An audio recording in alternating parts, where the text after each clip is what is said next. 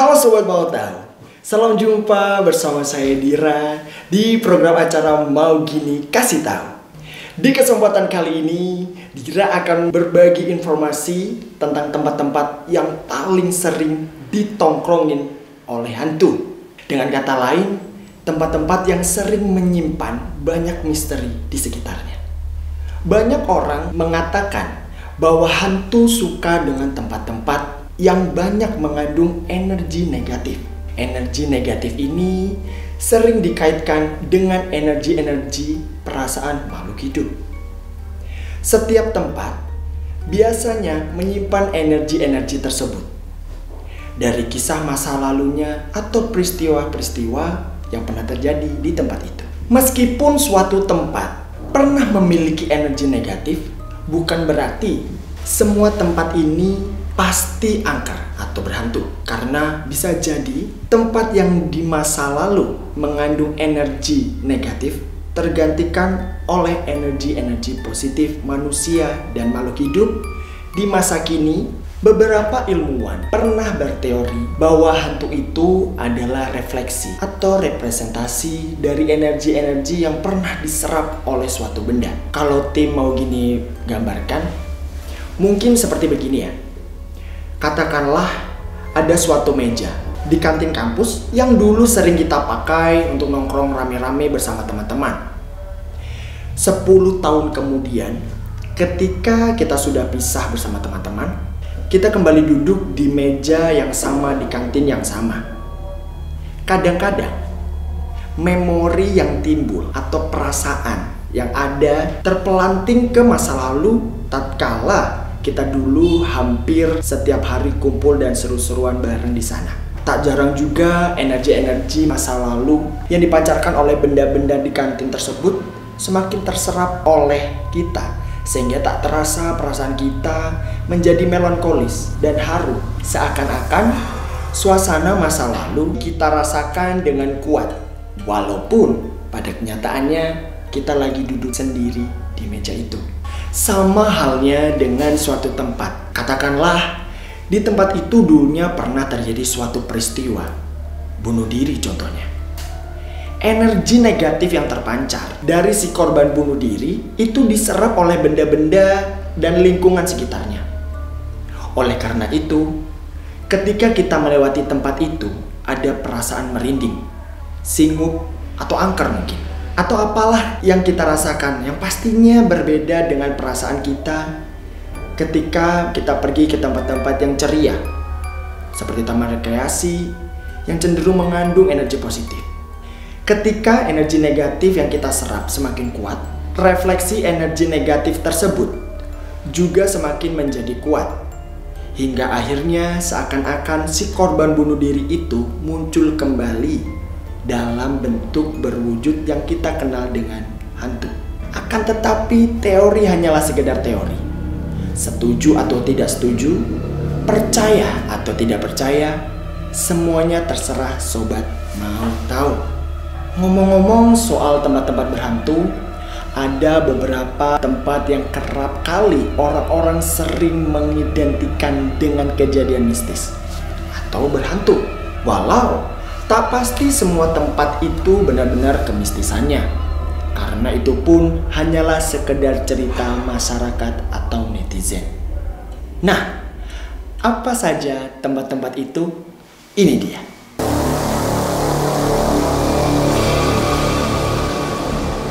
Banyak orang bercerita tentang pengalaman misteri dirinya, ataupun kerabat dan koleganya tentang rumah sakit. Kalau dilihat dari tema tempatnya, mungkin tempat itu banyak menyerap energi dari orang-orang sakit dan sebagainya.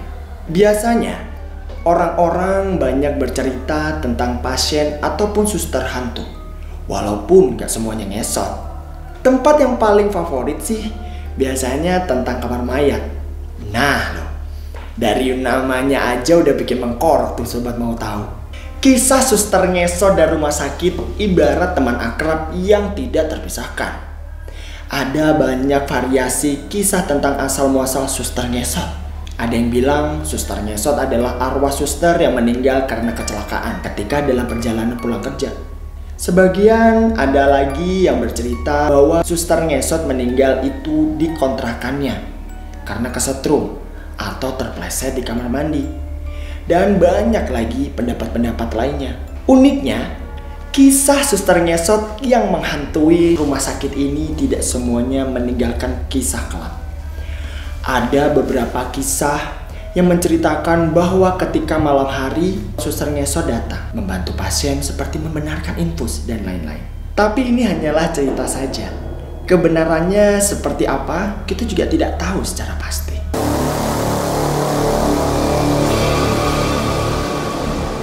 Sudah menjadi hal yang umum di kalangan mahasiswa bahwa beberapa dari mereka memiliki pengalaman-pengalaman misteri di kampusnya. Beberapa spot di kampus kadang menyimpan kisahnya masing-masing dan memiliki berbagai macam versi dari mulut ke mulut.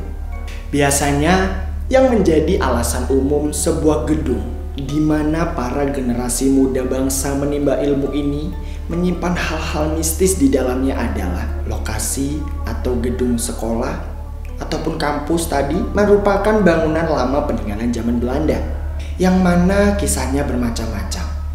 Bahkan beberapa sekolah yang dikenal angker memiliki rumor bahwa lokasi bangunan tersebut dulunya merupakan lokasi pembantaian. Jadi hantu-hantu yang menghantui tempat tersebut sepertinya memang sudah dari sejak lama nongkrong di tempat-tempat tersebut sebelum bangunan tersebut menjadi sekolah atau kampus. Jenis-jenis hantu dalam kisah-kisah misteri sekolah dan kampus pun bermacam-macam, tidak merujuk pada satu jenis varian saja. Ada kisah tentang mahasiswa yang melihat pocong, kuntilanak, bahkan berwujud selayaknya seperti mahasiswa ataupun siswa yang ada di sana. Mungkin untuk mendapatkan informasi yang akurat, sobat mau tahu sebaiknya bertanya langsung pada ahli sejarah atau sesepuh di tempat masing-masing. Karena hal-hal semacam itu juga bisa jadi hanyalah karangan masyarakat belaka.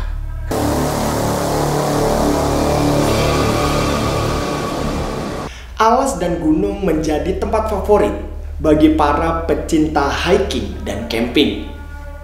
Bukan hal yang baru juga jika tempat-tempat yang hakikatnya memiliki panorama yang indah dan menyegarkan tersebut memiliki banyak kisah-kisah menyeramkan di dalamnya. Di gunung tidak jarang juga kita menemui makam-makam para pendaki. Biasanya makam-makam tersebut hanya merupakan simbolik bagi para pendaki-pendaki yang wafat ataupun hilang dan tidak pernah ditemukan mayatnya. Jika sobat mau tahu merupakan kaum rebahan yang mager kemana-mana, coba deh tanyakan teman-teman yang pernah naik gunung melewati lembah.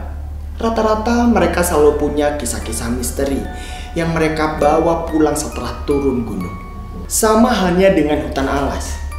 Biasanya suatu hutan alas memiliki keangkeran masing-masing. Kadang beberapa jalanan utama yang melewati alas ditutup ketika menjelang gelap dan tidak boleh ada yang melewatinya.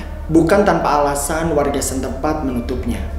Hal itu dilakukan untuk keselamatan para pengendara karena dikhawatirkan ketika melewati area tersebut besar kemungkinan untuk diganggu para penunggu wilayah tersebut yang biasanya mengakibatkan celaka. Beberapa hutan masih bisa dilewati ketika gelap, tetapi dengan syarat-syarat tertentu. Seperti misalnya, setiap melewati tikungan harus membunyikan klakson, tidak boleh menoleh ke arah alas, dan sebagainya. Tapi, tidak semua seperti itu. Banyak juga alas-alas yang aman untuk dilewati kapanpun.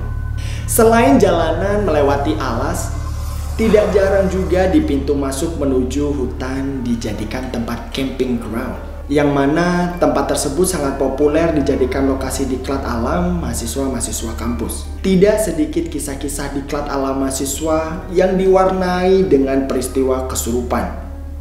Biasanya hal-hal tersebut terjadi ketika ada oknum yang menyalahi aturan atau bahasa gaulnya kurang ajar. Menurut pengalaman tim Mau Gini yang sudah melewati berbagai macam diklat alam di alas, semua akan baik-baik saja selama sobat mau tahu, tertib dan menjaga alam sekitar.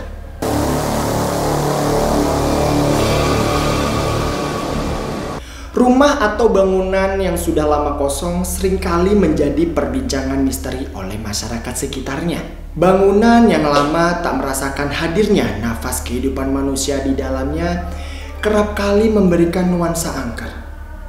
Tidak tersentuhnya tangan manusia sejak lama pastinya akan membuat bangunan tersebut tidak terawat, yang membuat banyak akar-akar tumbuhan tumbuh di dalamnya. Minimnya penerangan juga membuat masyarakat sekitar berspekulasi macam-macam tentang bangunan tersebut. Tidak jarang juga yang mengalami kisah misteri dengan bangunan tersebut adalah orang-orang inosen yang biasanya lewat tengah malam, seperti penjual nasi goreng misalnya. Cerita yang mereka alami pun bermacam-macam, mulai dari yang seram, bahkan kadang kejadian mistis yang lucu. Tapi bukan berarti setiap rumah kosong mesti berhantu. Banyak juga rumah-rumah kosong namun tetap dirawat oleh pemiliknya. Baik itu dirawat oleh orang kepercayaan pemilik rumah ataupun oleh pemiliknya sendiri yang berkunjung setiap waktu tertentu. Jadi, untuk sobat mau tahu harus rajin-rajin merawat rumahnya ya, agar tidak menjadi tongkrongan para hantu-hantu homeless.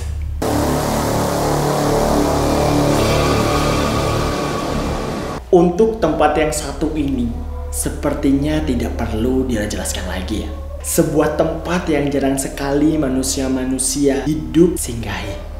Sekalinya pun didatangi identik dengan kesedihan ataupun tangisan. Kadang warga lokal memiliki rating keangkeran tiap kuburan di kotanya. Ada yang bilang kuburan A lebih seram dari kuburan B, kuburan C lebih seram dari kuburan A, dan seterusnya. Uniknya, meskipun kuburan sudah terkenal menyeramkan, tapi masih juga orang-orang datang mengunjungi kuburan malam-malam dengan misi dan visi tertentu. Mungkin ini yang disebut dengan kebutuhan ekonomi mengalahkan rasa takutmu. Sobat mau tahu? Sebaiknya cari jalan lain saja. Jangan diikutin. Untuk jenis-jenis hantu yang mewarnai kisah-kisah misteri di kuburan juga limitless. Kalau Dira sebutkan juga bakalan banyak banget kayak karnaval hantu nih. Sobat mau tahu tinggal cari info kisah misteri pekuburan tentang hantu apa saja yang ada. Mau kuntilanak ada, genderuwo banyak, tuyul ada, pocong apalagi. Di situ sarangnya. Keseraman di kuburan juga memacu kreativitas warga. Seperti berita yang sempat viral beberapa waktu lalu di internet tentang pemakaman yang batu nisannya dicat warna-warni oleh warga setempat untuk mengurangi nuansa-nuansa seram pemakaman tersebut. Ada-ada saja memang ide-ide kreatif warga negara Nusantara tercinta kita ini. Pertanyaannya, kalau hujan gimana ya? Anti bocor nggak tuh catnya? Itulah tadi beberapa tempat yang terkenal menjadi tongkrongan para hantu dan seringkali menyimpan kisah-kisah mistis. Barangkali ada tempat-tempat lain yang belum disebutkan dan sobat mau tahu pengen share, langsung aja ketik di kolom komentar. Saya Dira, undur diri sampai bertemu lagi. See ya!